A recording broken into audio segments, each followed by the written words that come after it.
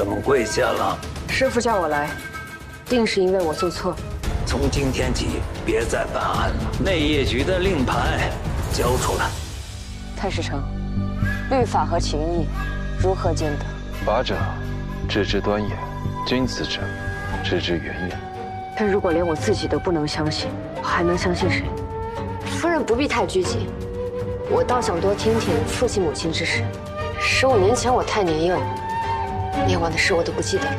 有些事不记得了，也是福气。县主在这里没有问到想要的答案，恐怕也不会再来。若他想起，便要设法应对；若没有想起，便要阻止他想起。原来世间真有如此特别的花朵，微风一吹，银光闪烁。此花应赠美人呐！老奴这就给娘子摘去。老大，我听说啊，南海有一种食人花，落在人身上便扎根下来，以人肉为泥，骨髓为肥。我知道是谁杀了韩笑，是胡达。胡达这趟差事要出宫，跟踪胡达就不劳烦太师丞。今日无需值夜，我同县主一起去。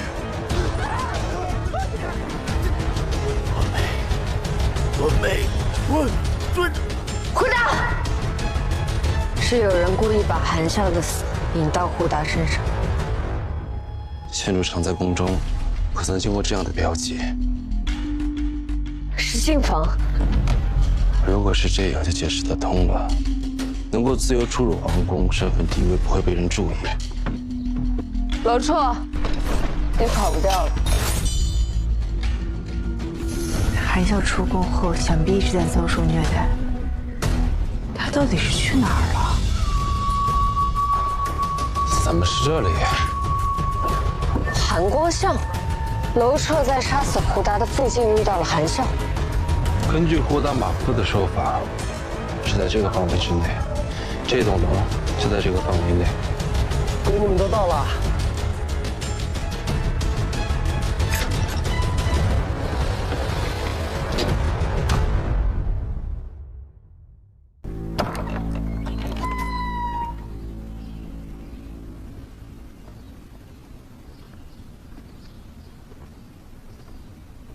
县主，算我求你了，你下次千万别不打招呼就做这种事儿。这次多亏太史丞了，不然我就要跟你上坟祭酒了。你放心，我命硬得很。我每天都觉得脖子上的脑袋在打晃，不知道哪天就掉下来了。那就让太史丞给你卜一卦，看看几时寿终，给你个踏实。太史丞比我还害怕你死掉呢，哪还有心情卜卦？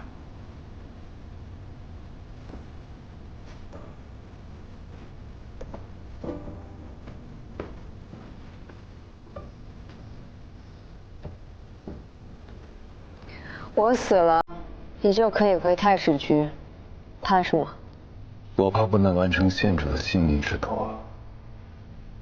我信得过太史丞，我信不过自己。太史丞来内业局，不会就是想来看看我死没死吧？是这个案子的凶手。你也察觉到了。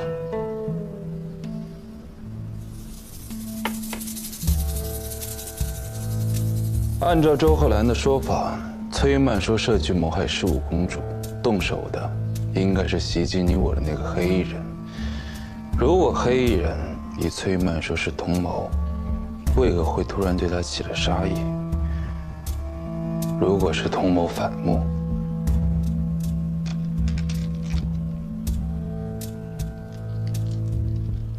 黑衣人点火后躲在舞台下，之后混入回纥王子队伍出宫，先是偷袭你，再回到内侍省杀死刘德义。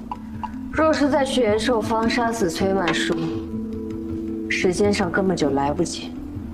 杀死崔曼书的另有其人。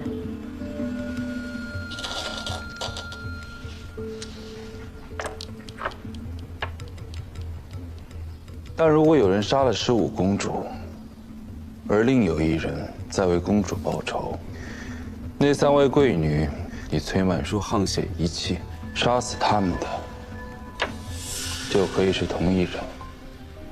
以你对公主的了解，什么人会为她报仇？如果可以，我希望那个人是我。找到凶手，也是在为公主报仇。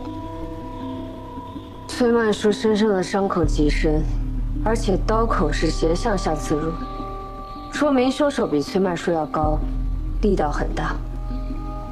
凶手能找到严守坊小院，应该很清楚公主与崔曼书之间的恩怨，能如此决绝地为公主报仇，若非终身死士，便是情深意重。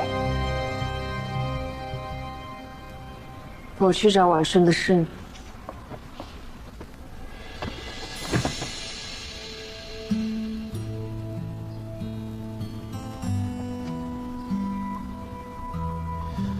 县主余毒未清，还是先休息吧。找到凶手，为公主报仇，你说的。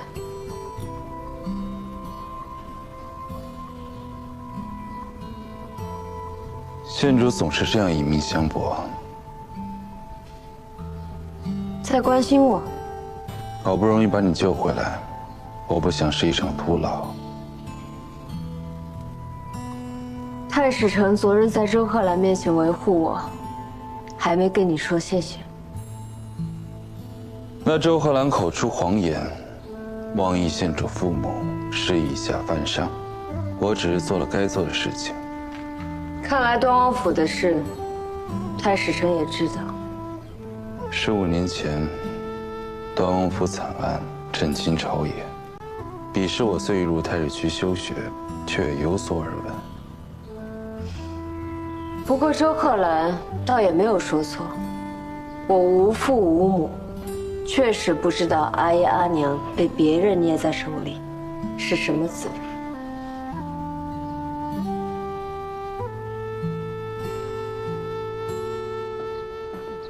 你个小疯子！我打死你！我打死你！把我打死了，没人给你送终。你这么作践你自己，还想讨赏吗？死老头，我还中着毒呢。你放心吧，吃了我的药，死不了。哎，这些我拿去补身体了。嘿，你呀，你是运气好，躲过了那盘菜。幸亏我不吃鱼。县主不吃鱼？请我吃饭，别点切块。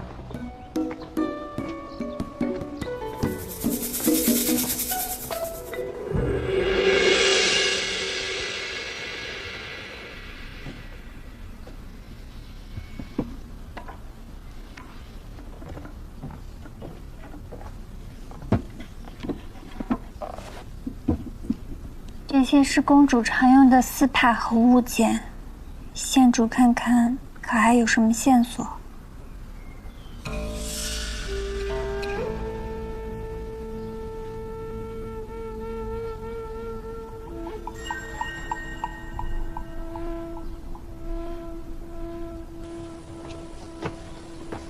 县主，太史丞查到了什么？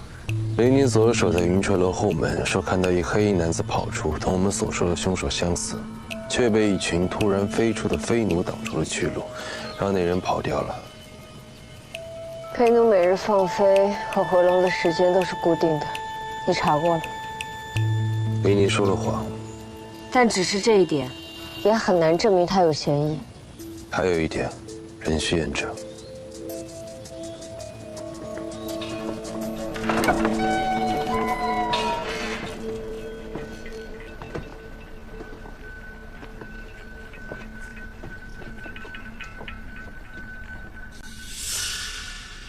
那晚林宁带队送回纥王子回鸿胪客馆之后，你们分开过吗？我们是一起护送回纥王子出宫的，但林宁中途就离开了。之后我们是在严守坊的坊门外遇到的。你先下去吧。是。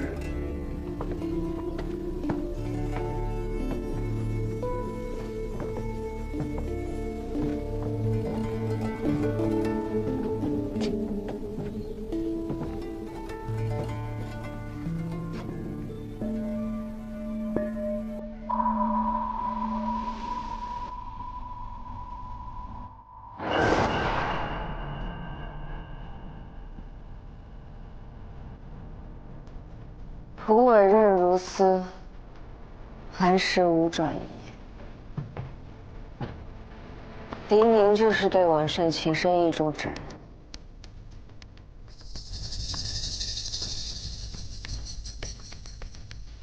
林宁走路时右脚外八，因此鞋底外侧有磨损，和我们在延寿坊发现的足迹一致。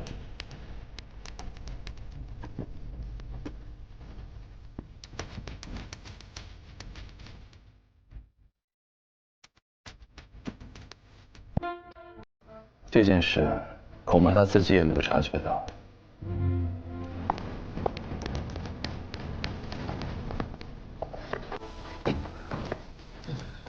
收到太史城的信儿，来抓林宁。他不在这儿，早就跑了。近日不少商队往来西行，林宁很可能混在商队中伺机逃离。重点排查管驿和城门处。不必，去码头。码头？线索如何知道？林宁是哪儿人？金陵。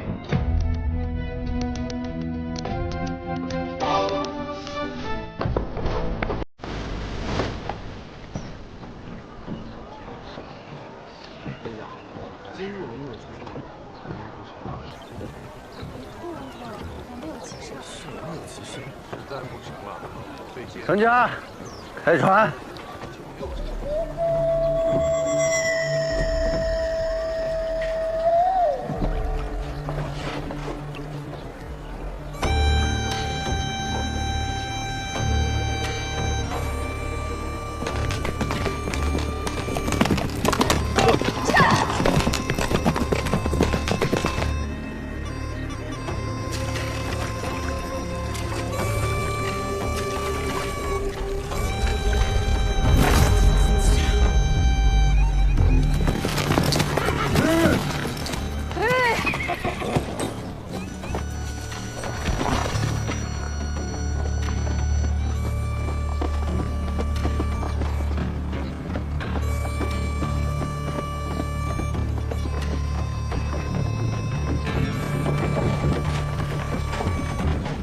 今日可有人前往金陵？有。可有见过一个身高6尺有余的男子登船，行色匆匆，应是包船离开的。是有这么个人，那人包了艘小船。给我1艘快船。是，请。你们4个跟上，许大人保护太史城。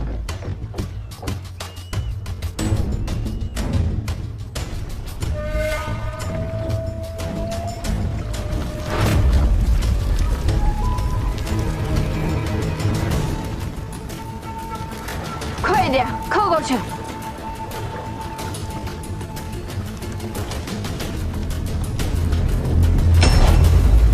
先生，我不是着火了。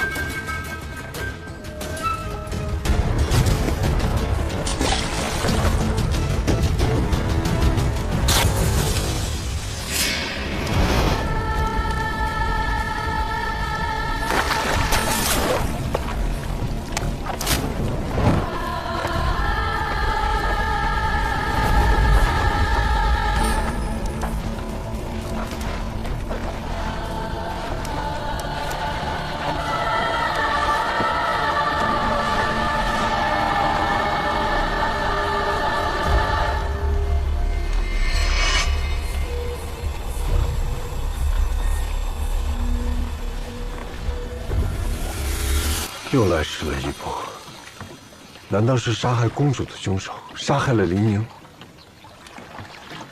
贤主，你脸色很难看。无妨。贤主，你刚中毒不久，身体恐怕撑不住，要不还是先回去休息吧。也好，先将林宁的尸体带回内岳局。嗯。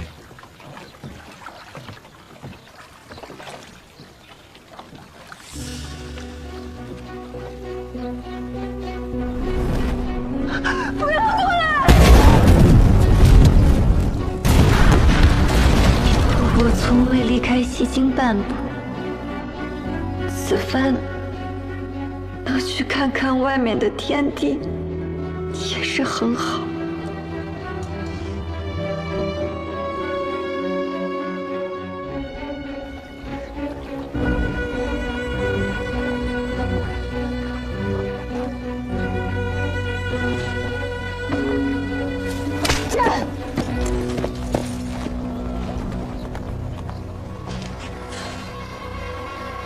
小叔，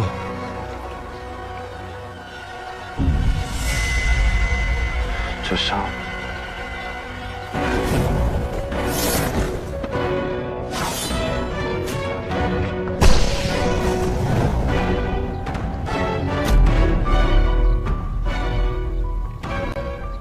这衣服怎么会在林宁这儿？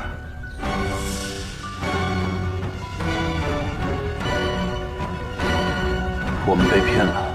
林宁，不，是公主。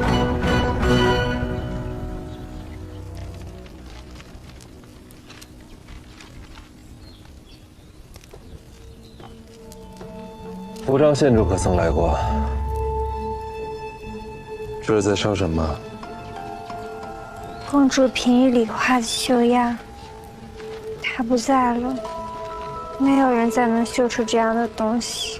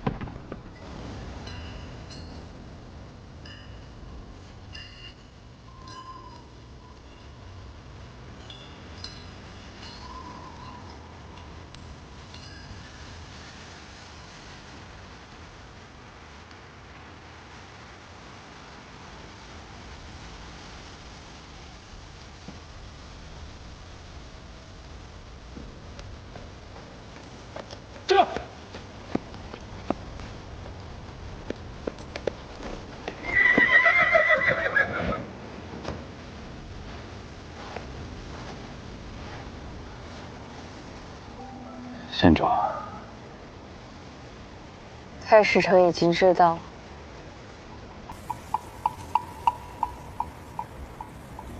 林宁就是那晚袭击我的。如果黑衣人是林宁，他去护送回纥王子，袭击我与顾思之，再杀刘德义，那他根本就没有时间杀害崔曼书。林宁是凶犯，但只是其中一个，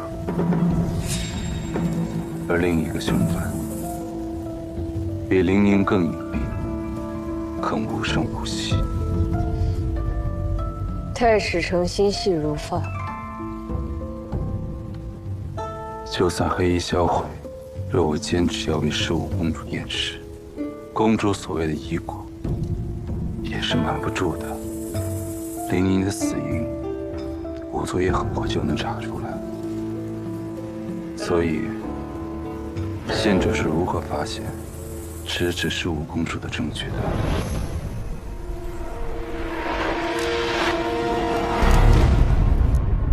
那幅绣图只可能出自晚生之手。不过，早在云车楼之后，县主就已经怀疑十五公主是假死了吧？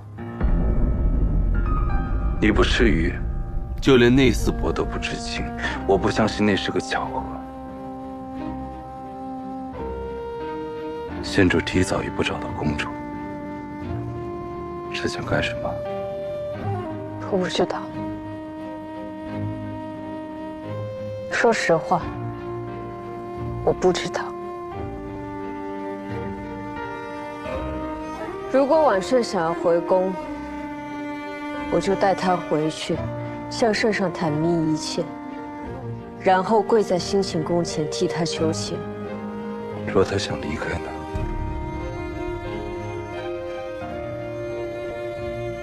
每个人都要为自己做过的事情付出代价，公主也一样。你是要我把我最好的朋友押回去吗？若县主心意已决，平萧母是拦不住。那你又何必赶来？拦不住，也要来。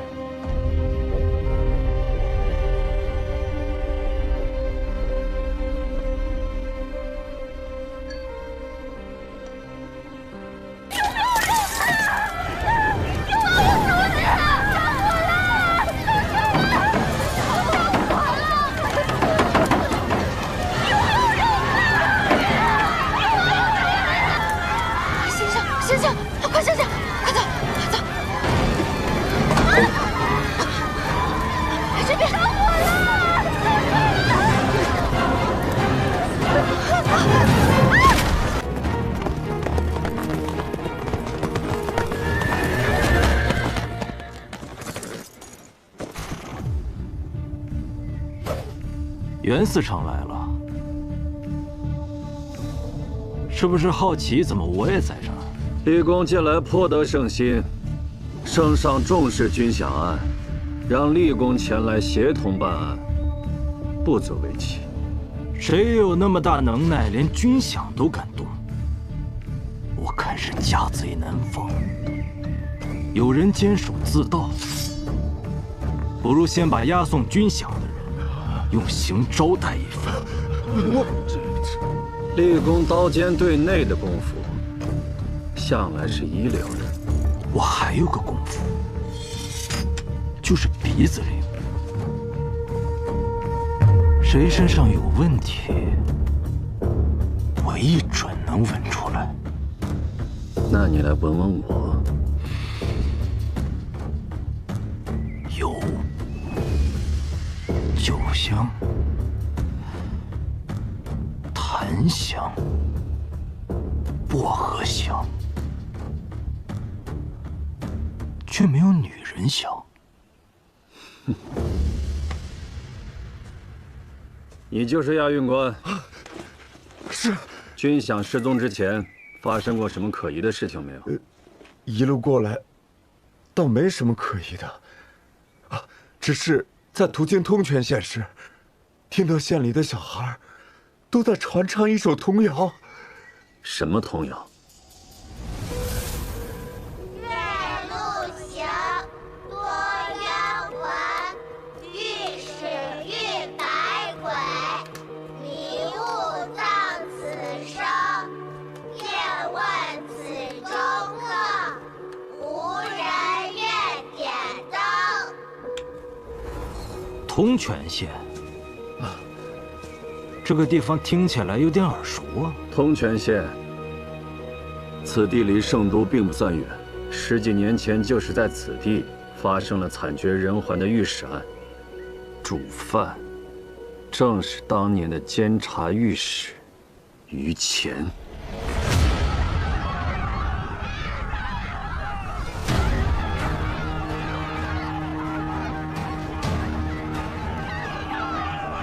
经查，前监察御史于乾贪赃枉法，纵火杀人，物证俱全，杀了他！罪大恶极。今判于乾及家眷共37口，斩刑。行刑！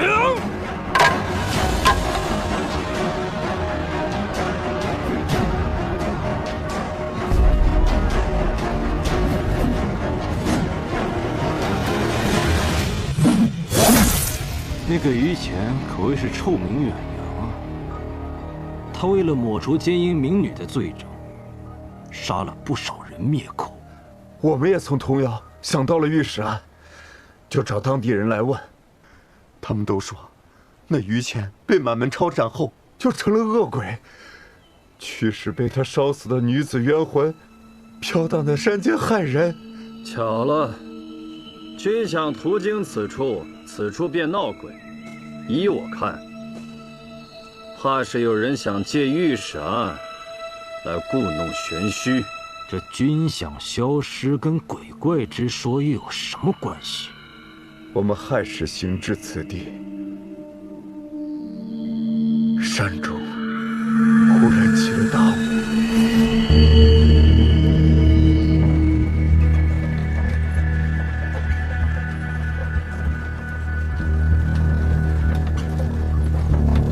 速度快点！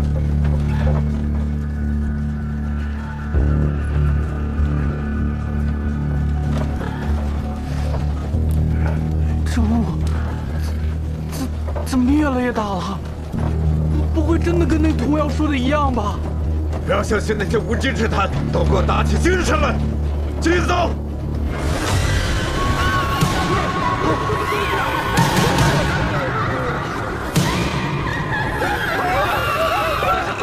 把火把举起来！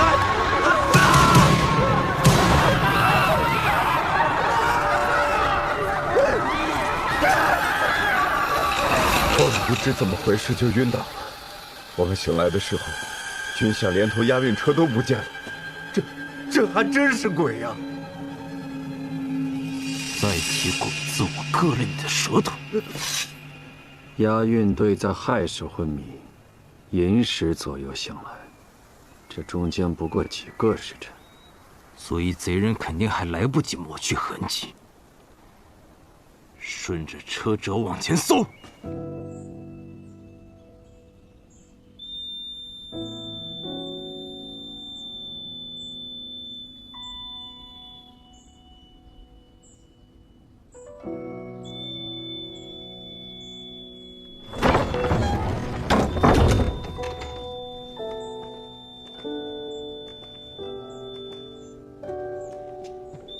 平安，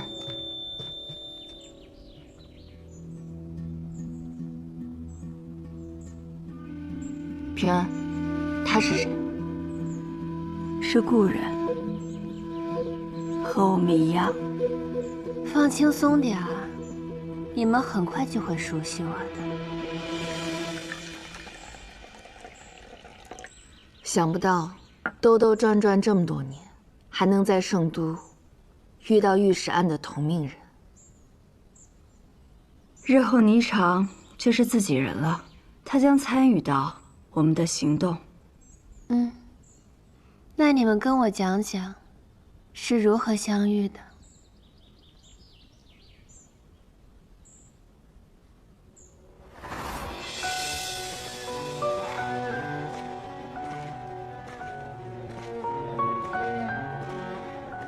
你不过是听人说在吴乡见过那蝴蝶吊坠，我们就巴巴的跑过来，万一他是湖州的呢？一丝希望都不能放过。那女孩若活着，我们兴许能从她身上找到证据。太白县女主唱，这大街小巷都传遍了，好些人都说了，太白星啊，他那位太后太后。彩莲。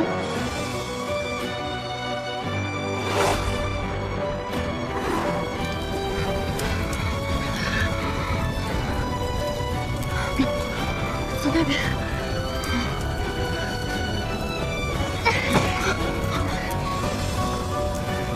快走！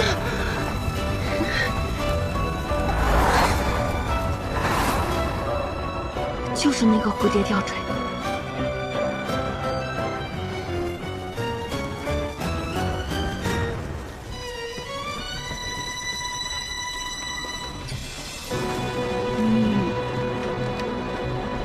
人的这块玉，你与我们可以算作故人，御史案的故人。我们相遇之后，决定要在圣都等待时机，直到圣上登基，圣上决心革除贪妒。我们觉得机会终于来了，只有借助更大的力量，才能让度量和郑渊这些恶人受到真正的惩处。至于后来发生的事情，你都猜到了。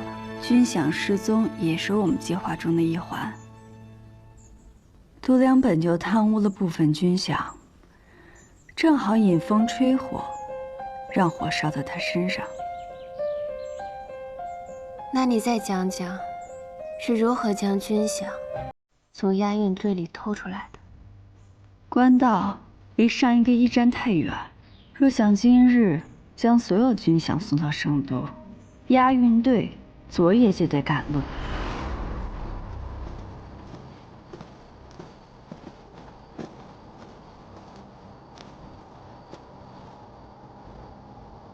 这几日山间地气大雾，碎天使。凯莲熟悉山中的风势，他将迷烟混进雾里，押运队很快被迷晕。我们的人藏在山中，不会被任何人发现。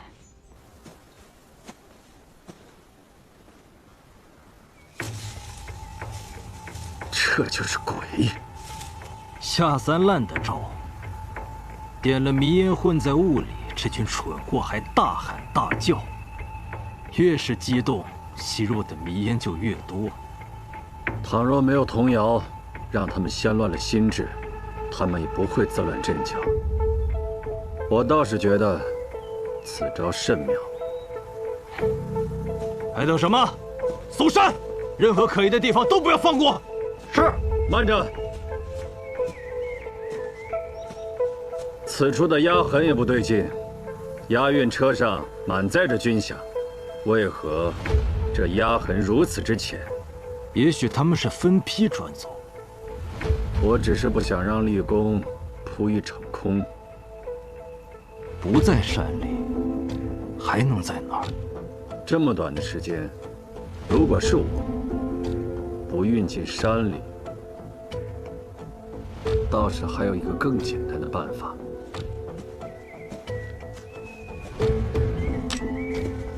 试一试，咱们还往山上追吗？他说的不是没有道理。万一他是对的，这份大功不能被他独抢。跟上，看看他想干什么。是。你们没有把军饷运进山？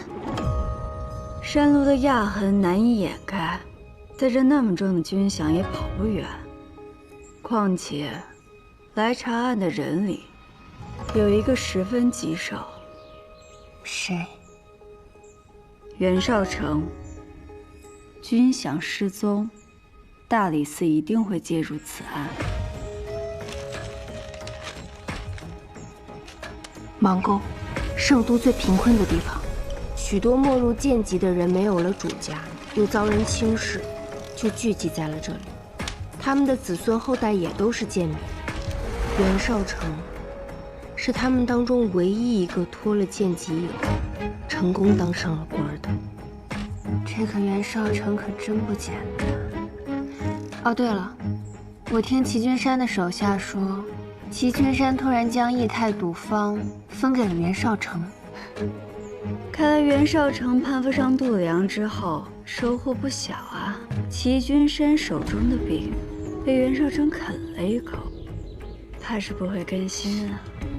你跟袁绍成交过手，你觉得他这个人到底怎么样？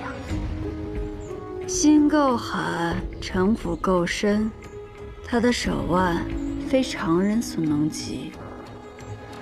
他才是我们在军饷案中最大的劲敌。所以我们听平安的，将军饷藏进了河道。那他会不会也想到了这一点？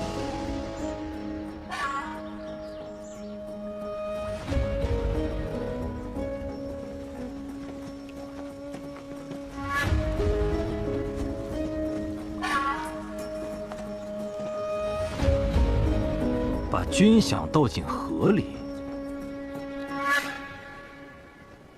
真亏你想得出来，反其道而行之，将军饷藏在河里，这才是最安全的。文宇，你把船夫召来，让所有人沿河仔细搜查。是。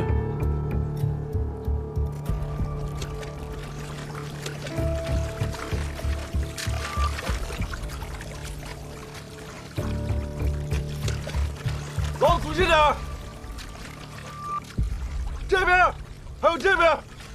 外人都说你不依附李氏，也不依附武氏。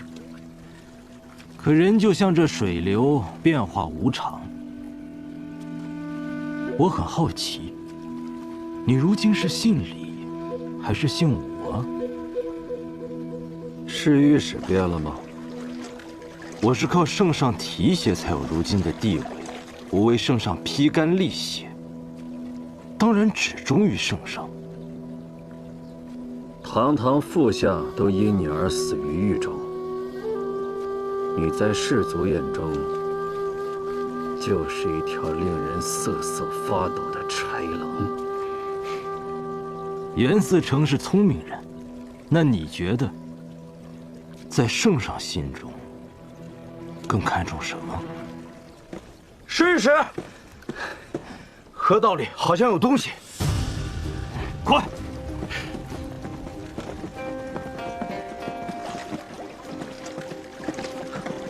试试，你看看。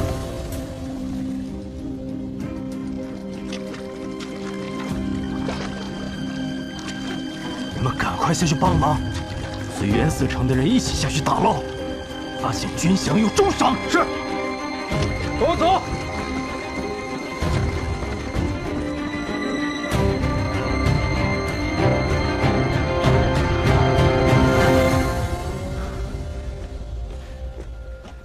试一试，没有发现军饷，河底反光的都是淤泥。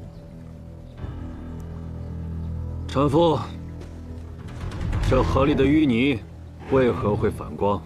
官爷，我们经常在河里跑船，这条河的上游有矿，所以河中有这等景观并不稀奇。哈哈哈哈哈哈！我怎么就信了你的邪？在这里浪费这么长时间，足够他们跑得没鸟影了。袁绍成，我现在怀疑你跟他们是一伙的。侍御史，慎言。儒学巡洋也不过如此。这案子袁嗣成还是站远点，当心水湿了你的鞋。所有人给我进山！别在这里浪费时间。是。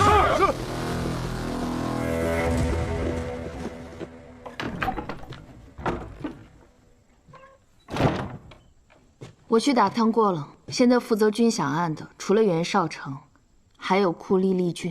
厉俊为了往上爬，可以出卖任何人，他可是条疯狗。之前你让我们在淤泥上撒云母的时候，我还在想。为什么要这么麻烦？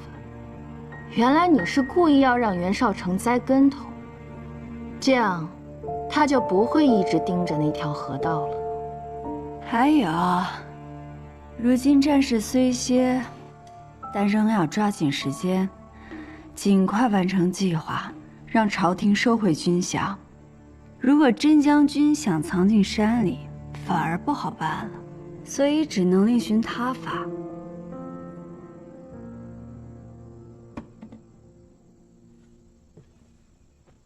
丹仙，你会不会觉得我让你尝这种我们还不熟悉的人参与计划不够慎重？一开始我确实这么想，不过我跟你不也是从不熟悉到亲如家人吗？这些年，我们三人历经风雨，但谁也没想过放弃。平安，你放心，做事若瞻前顾后，不能杀伐决断，事难成。你以身入局，甘冒生死之险，我陆丹心，愿做你手中最好用的刀。